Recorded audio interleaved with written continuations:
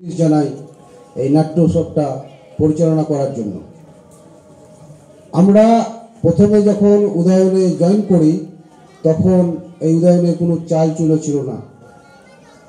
আমরা মানে উদ্বাস্তুর মতো ঘুরে বেড়াতাম, এখানে সেখানে আমরা নাটকের রিহার্সাল করতাম, এই জায়গায় থেকে তাড়িয়ে দিত, আরেক জায়গায় গিয়ে আমরা গানের রিহার্সাল করতাম। কিন্তু তারপরে আমাদের প্রাথমিক বালিকা বিদ্যালয়ে একটা চাতাল আমাদের দিয়েছিল। আমরা সেই সময় যে সমস্ত লোকের বাঁশের গাছ ছিল সেই সমস্ত বাঁশের গাছ আমরা ঘাড়ে করে ভয়ে এনে একটা চালা তৈরি করে আমরা ওখানে বসার জায়গা করি এবং আমরা এই সংস্থাটাকে চালানোর চেষ্টা করি, উদয়ন নাট্য সংস্থাটাকে। তো আমি এখানে বলবো যে এই মাত্র আমাদের যে প্রধান সাহেব বলে গেলেন যে উনি যে জিনিসটা করেছেন তার জন্য আরেকবার ওনার জন্য জোরে হাততালি দেওয়া হোক। সাধারণত এই জিনিসটা কেউ করেন না, ঠিক আছে, কারণ আমরা নিজেদেরটা হয়ে গেলে নিজেদেরটা বুঝে নিই, কিন্তু উনি এখন এখানকার প্রধান আছেন। এবং আমি যেটা যখন প্রথম জয়েন করে থাকি এখানে এই থানাতে, তখন শুনেছি পাঁচতুপি হলো সাংস্কৃতিক দিক থেকে খুবই ঐতিহ্যময় জায়গা। তো সেটা আমি বারে বারেই সেটার প্রমাণ পাচ্ছি। আশা করি আগের পরেও আগামী বছর যদি আমি থাকতে পারি, আমিও কিছু আমার থানার তরফ থেকে যদি থানার কোনো টিম থেকে নিয়ে একটা আলাদা করে করার চেষ্টা করবো, ঠিক আছে। তো বেশি বাড়াবো না, অল্প কথা বলে আমার বক্তব্য শেষ করলাম। এই বিষয় নিয়ে সাধারণত লোক এইটাকে তিনটে ভাগে ভাগ করে দেওয়া হয়, একটা গ্রাম, একটা শহর এবং একটা আদিবাসী সম্প্রদায়। শহরের যে লোক নাট্য বা লোক সংস্কৃতি তার মধ্যে খুব সূক্ষ্মতা থাকে, জটিলতা থাকে, মনস্তাত্ত্বিক বিষয় থাকে। গ্রামের মধ্যে থাকে সহজ সরল এবং উপজাতির মধ্যে একটা অন্য ধরনের সংস্কৃতি বিরাজ করে। তো আমাদের যে লোক নাট্য, সেখান থেকে আমাদের নাটক কিভাবে উপকৃত হয়েছে আমি তারই দু চারটি উদাহরণ দিয়ে 5-7 মিনিটের মধ্যেই আমার বক্তব্যটি শেষ করব। যদি একটু দীর্ঘ বলার প্রস্তুতি নিয়ে আমি এসেছিলাম, কিন্তু আজ যা পরিস্থিতি তাতে এই দীর্ঘ বক্তব্য রাখার কোনো অবস্থা নেই, তাই আমি 5-7 মিনিটের মধ্যেই বলবো। এই ভারতবর্ষের বুকে লোকনাট্যের চল আছে। মানুষজন তার জীবন জীবিকার শেষে বিনোদনের যে ক্ষেত্রটা খোঁজেন, যা ছাড়া মানুষ স্বয়ংসম্পূর্ণ হয়ে উঠতে পারে না। একটা মানুষকে বেঁচে থাকতে গেলে তার খাদ্য, বস্ত্র, বাসস্থানের সঙ্গে এই বোধগুলোও জাগরিত হতে হয়। বন্ধুর সঙ্গে বন্ধুর সম্পর্ক, প্রতিবেশীর সঙ্গে প্রতিবেশীর সম্পর্ক।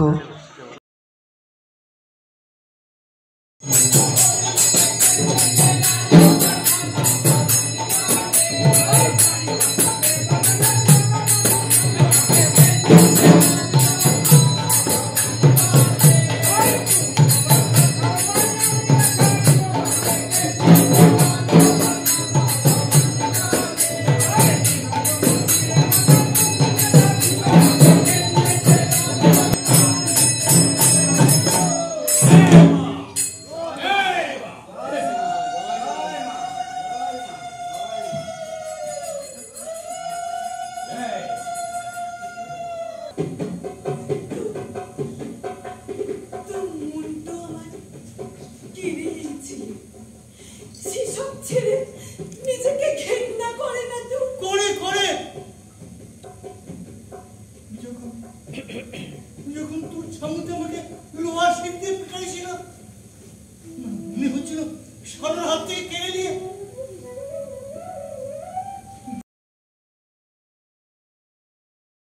ক্লাস করতে হচ্ছে না। এটা কিন্তু আমাদের বিরাট বাঁচুয়া। আজকে তো 3টি থেকে ভারত পাকিস্তানের খেলা আছে, বাড়ি গিয়ে না জমিয়ে দেখা যাবে। আপনারা সেই সময় এসে এমন আরম্ভ করে না।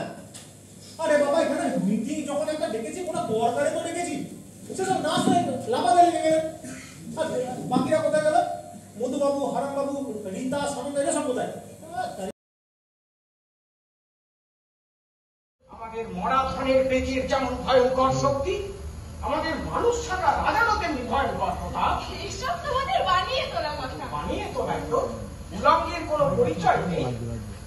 বানিয়ে তোলা কাপড়েই কেউ রাজা, কেউ ভিখারি। একদিকে ক্ষুধা মারছে চাবুক, তৃষ্ণা মারছে চাবুক, তারা জ্বালা ধরিয়েছে, বলছে কাজ করো। প্রভু, প্রভু আশীর্বাদ করো, এদের যেন সুমতি হয়, অপরাধ দিও না। বাইরে মা লক্ষ্মী, এরা সম্পূর্ণ ঠান্ডা হয়ে যাবে। ওকে বলো রাজা ও নন্দিনীকে সেবাদাসী করে রেখেছে। এই সুরে কাছে দূরে জলে স্থলে বাজায় বাজায় বাঁশি ভালোবাসি। হয়েছে তোমাদের? কি করতে বেরিয়েছো? বন্দিশালার দরজা ভাঙতে। মরি তবু ফিরবো না। ফিরবে কেন? ভাঙার পথে আমিও চলেছি।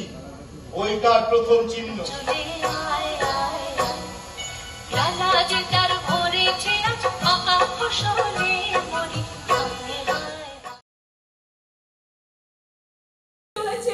কেউ আবার টিরিং টিরিং শব্দ করে গেম খেলছে।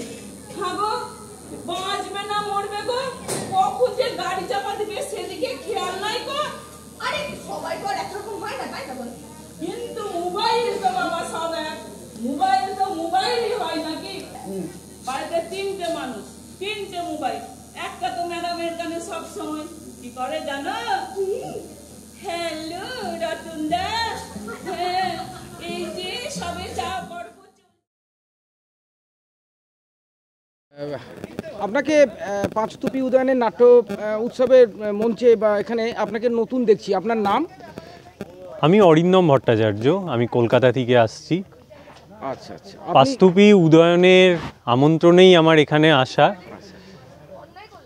পাঁচতুপি উদয়ন তো দীর্ঘদিন সংস্কৃতির চর্চার সাথে যুক্ত রয়েছে। সুস্থ স্বাভাবিক যে সংস্কৃতি চর্চা গ্রামের মধ্যে যে করা যায়, উদয়ন কিন্তু সেটা করে দেখাচ্ছে বিগত কয়েক বছর ধরে। এবং তাদের যে নাট্য উৎসব, আমি তো এখানে এসে শুনলাম এবারে এদের নাট্য উৎসব 20তম বর্ষে পদার্পণ করলো। 4টে নাটক ছিল, যার মধ্যে 3টে বাইরের, খুব সম্ভবত বর্ধমান, বীরভূম এবং মুর্শিদাবাদের জঙ্গিপুরে। তো থিয়েটার উদয়ন করছে এখানে, বেশ ভালো লাগলো। আপনি একটা ছোট্ট প্রশ্ন করি, বলুন। যে আমাদের যে রক্তকরবী নাটক, সেটা তো উজ্জ্বল সাহা ওটাকে সম্পাদনা করেছে এবং মঞ্চস্থ করার চেষ্টা করেছে একটু নতুন আঙ্গিকে। তো আপনার কি মনে হয়েছে এই মঞ্চায়নটা কি মোটামুটি সফল, আপেক্ষিকভাবে সফল, আপাত দৃষ্টিতে সফল? আপাত দৃষ্টিতে তো সফল, তবে আরও কিছু মানে কম্প্যাক্ট করার জন্য এটা আরও 2-3 বার করলে হয়তো আরও সড়গড় ব্যাপারটা হয়ে যাবে।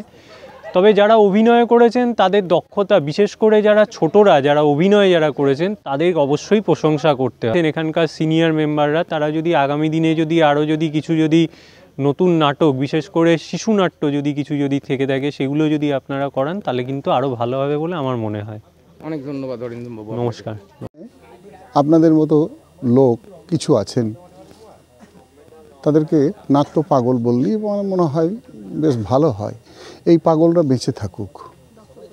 হ্যাঁ, দর্শক পেয়েছি ভালো, তারা আমাদের অভিনয়ে সাড়া দিয়েছে। প্রত্যেকটা হাসি কান্নার সঙ্গে তারা সমানভাবে তাল মিলিয়ে সহযোগিতা করেছেন। এত মানে আপ্লুতই বলা যায়, এই প্রত্যন্ত এলাকায় এতখানি নেই, তা সত্ত্বেও এত দর্শক এবং প্রত্যেকের ব্যবহার আমাদের অভিভূত করেছে। নাটক তো এই শেখায়। হ্যাঁ, আমি প্রতি বছরই আসি, আমার খুবই ভালো লাগে এখানে। কেমন লাগলো? খুবই কালকে তো খুবই ভালো লেগেছে। কালকে 2টো নাটক ছিল, দুটোই খুব সুন্দর হয়েছে। আমি প্রতি বছরই আসি। আগামী দিনের জন্য আপনি কি বলবেন উদয়নে? আমি চাইছি এটা আমাদের গ্রামের ঐতিহ্য, এটা যেন আরও ভালোভাবে জিনিসটা এগিয়ে নিয়ে যাওয়া যায়। যারা আছে এখানে সংস্থার সবাইকেই এটাই আমার বলা, যেন প্রতি বছর আমরা এই ব্যাপারটা উপভোগ করতে পারি। আর প্রতি বছর এই শীতকালের এই টাইমটাতে হয়, আমরা সপরিবারের সবাই মিলে আসি, আমরা খুব সুন্দর সময় কাটাই।